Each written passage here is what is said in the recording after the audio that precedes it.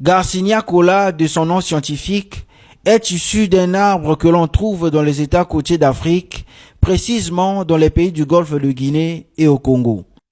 Le petit cola, couramment appelé Ngadjadia en Lingala, Makazo en Kituba, Nzengwe en Baka chez les autochtones, est utilisé depuis des siècles à des fins médicinales. Différente de la noix de cola ordinaire, cola acuminata, le petit cola a une couleur brune en apparence modeste, excellent remède aux multiples vertus. Vendu aux quatre coins de la ville, plusieurs raisons motivent la consommation du petit cola par les connaisseurs.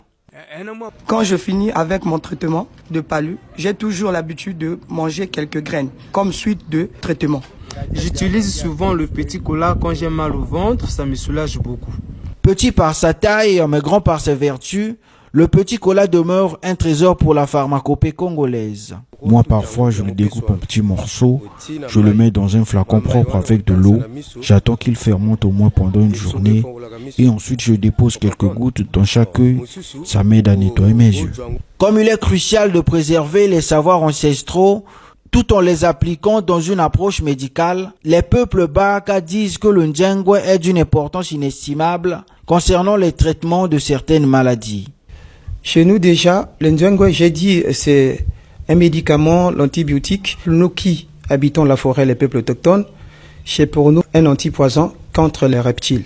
Selon les Baka, le petit cola est toute une pharmacie, riche en vitamines et minéraux essentiels, renforce le système immunitaire, permet une bonne ovulation, possède des composés antioxydants, anti-inflammatoires et antimicrobiens.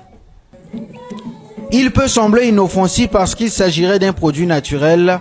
Cependant, les experts mettent en garde contre une consommation excessive et sur certaines censures. Quand il est consommé à dose élevée, ça entraîne la nervosité, l'insomnie, parfois les troubles de l'humeur. Une femme enceinte ne peut pas mâcher le Ndjengwe.